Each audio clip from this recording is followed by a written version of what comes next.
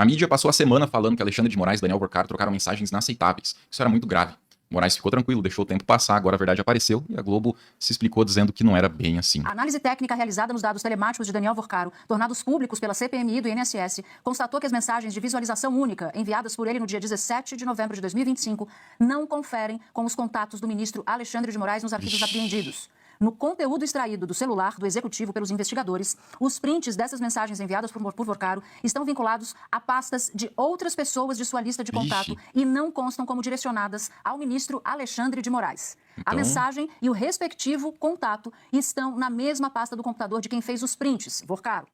Então era outro Alexandre. E ficou feio, né? Porque dedicaram uma reportagem inteira, uma parte do Jornal Nacional, só para mostrar uma suposta mensagem do Alexandre de Moraes. Segundo o blog da jornalista Malu Gaspar, no jornal O Globo, uma das últimas mensagens que Daniel Vorcaro enviou no dia em que foi preso, logo de manhã, foi para o ministro Alexandre de Moraes. No dia 17 de novembro, o dono do Banco Master escreveu para o ministro: "Fiz uma correria aqui para tentar salvar. Alguma novidade?" Envelheceu mal, né?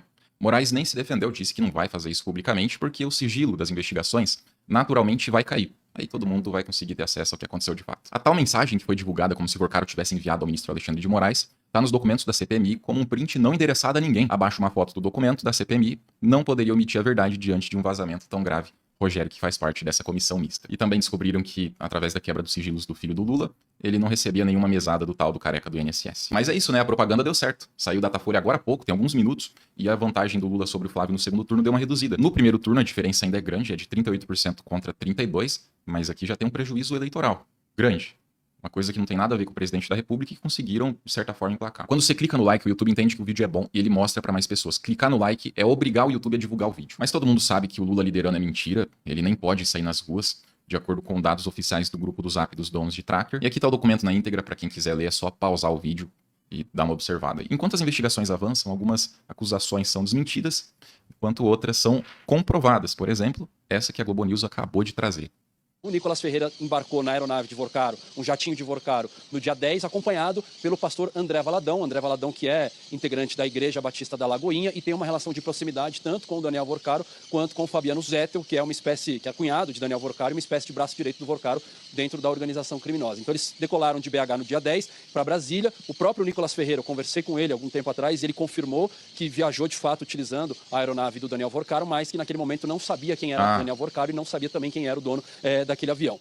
Ele não sabia, gente. Quando você chama o Uber, dá pra saber o nome do motorista. Quando você chama um aplicativo de... Quando você pede um iFood, tem o nome do entregador. Mas o Nicolas usou um jatinho particular por 10 dias e não ficou sabendo. Ele não sabia de nada. Só pra aproveitar, em 2021 faltava um voto pra liberação de verbas contra enchentes em Minas Gerais. Nicolas era vereador na época e não votou, alegando que o tal prefeito era esquerdista e que o projeto seria da esquerda.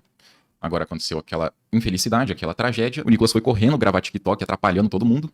Tá o caos. Isso aqui é a beira aqui na porta da minha casa. Tem uma retroescavadeira parada ali, ó. Inclusive quem tá em cima dela é o dono da empresa, um empresário ali manobrando a máquina, tá? Que é o Jorge Pereira. Aí, o que acontece? Sabe por que tá tudo parado desse jeito? Tá na máquina querendo trabalhar, uma máquina que tem impossibilidade de trabalhar, o trânsito todo fechado ali, por conta do Nicolas, o chupetinha, tá aqui fazendo mídia, fazendo vídeo, atrapalhando no meio da obra, no meio do canteiro, no meio da coisa, fazendo videozinho, atrapalhando o serviço. Não satisfeito, teve uma votação, um projeto para socorrer as vítimas em Minas Gerais, uma ajuda financeira e de outras formas. Nicolas não votou, ele nem compareceu à sessão. É que ele não sabia, pessoal, ele não sabia que tinha essa votação acontecendo. Não sabia de nada. A direita estava tentando negar que não, na verdade ninguém doou dinheiro nenhum, isso é mentira, não existe envolvimento.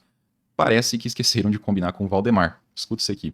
O senhor está tranquilo com relação, porque vai ter muita coisa, como o senhor falou, vai atingir meio mundo a questão do Banco Master. Não tenho dúvida. Mas você vê, nem mesmo a própria direita, membros do PL, tem atacado nesse assunto, no sentido de rede, de atacar, de falar. Nem o Flávio Bolsonaro tem verbalizado isso. E lembrando que o cunhado de Vorcaro, que era o braço dele, foi financiador, o maior da campanha de Tarcísio, foi financiador também na campanha de, ou um dos maiores, da campanha de Jair Bolsonaro. Ô, Valdemar, não fala isso não, não fala isso não. Ou um dos maiores, da campanha de Jair Bolsonaro. Isso de alguma forma o preocupa sobre o que pode trazer de investigação do Banco Master dentro do PL ou de aliados? Assim? Não, e quando eles falam que ele foi o maior doador, é porque ele deu 3 milhões na campanha do Bolsonaro, deu diretamente na conta do Bolsonaro. Na conta do partido também entrava dinheiro. Peraí, se ele deu 3 milhões, o segundo maior doador deu 2 e alguma coisa, então ele é o maior doador. Foram investigar a caixa preta do INSS e acharam empresários bolsonaristas. Foram investigar a Lei Rouanet e acharam artistas bolsonaristas. Foram investigar a fraude no INSS e acharam pastores bolsonaristas. Foram investigar o Banco Master e acharam políticos bolsonaristas. A Globo também teve que admitir mais uma coisa muito chata. Diferentemente do que vimos no governo Bolsonaro, o governo Lula e o governo Dilma, liberdade e autonomia para a Polícia Federal. Porque a Lava Jato, isso eu que acompanho, você também, Malu, a gente sabe como funciona. Eu nunca vi um relato de um investigador dizendo tentativa de interferência, como o Bolsonaro fez naquela reunião, e do próprio Moro, que me deu várias entrevistas aqui contando aquilo à época. O próprio governo Bolsonaro, se eu não puder trocar o ministro, vou trocar na ponta, troco o polícia.